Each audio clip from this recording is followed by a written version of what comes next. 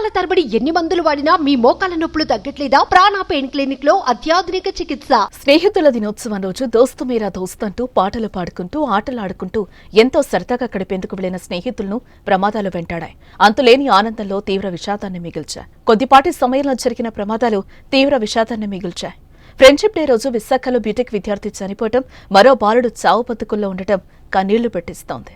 ఆదివారం స్నేహితుల దినోత్సవం కావడంతో రాష్ట్ర వ్యాప్తంగా సందడి వాతావరణం నెలకొంది. స్నేహితులంతా కలిసి సరదాగా గడిపేందుకు విహారయాత్రలకు, బీచ్లకు, జలపాతాలకు వెళ్లారు. పాత జ్ఞాపకాలను నెమరు వేసుకుని సరదాగా గడిపారు. ఈ క్రమంలోనే ఊహించని ఘటనలు జరిగి పలువురు చనిపోయారు. విశాఖపట్నంలో బీటెక్ విద్యార్థి ప్రమాదవశాత్తు నీటిలో పడి మృతి చెందాడు. శ్రీకాకుళం జిల్లా పలాసకు చెందిన నిరంజన్ గీతం ఇంజనీరింగ్ కళాశాలలో బీటెక్ 3వ సంవత్సరం చదువుతున్నాడు. స్నేహితుల దినోత్సవం కావడంతో విశాఖ జిల్లా ఆనందపురం మండలంలో ఉన్న గంభీరం జలాశయాన్ని చూసేందుకు స్నేహితులతో కలిసి వెళ్లాడు.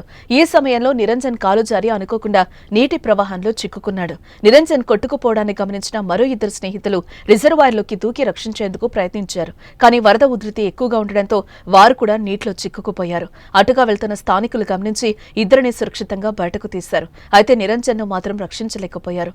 స్నేహితుల దినోత్సవం రోజునే స్నేహితుడిని కోల్పోయిన వారు బోరున విలపించారు. స్నేహితుల దినోత్సవం రోజు సాగర తీరంలో కూడా మరో విషాద ఘటన చోటు చేసుకుంది. బీచ్ రోడ్లో గల అంబికా సీ గ్రీన్ హోటల్ కు ఎదురుగా ఉన్న సముద్రపు తీరంలో నలుగురు స్నేహితులు స్నానానికి వెళ్లారు.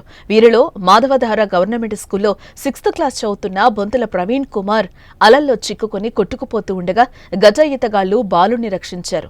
కొర ఊపిరితో వెంటనే కేజీహెచ్ ఆసుపత్రికి తరలించారు. చిన్నారి పరిస్థితి విషమంగా ఉన్నట్లుగా తెలుస్తోంది. ఇలా రాష్ట్ర వ్యాప్తంగా ఆదివారం పలు ప్రమాదాలే జరిగాయి. స్నేహితుల విహారయాత్రలు విషాదంగా మారాయి. ఎన్నో కుటుంబాలు తీరని శోకంలో కూరుకుపోయాయి.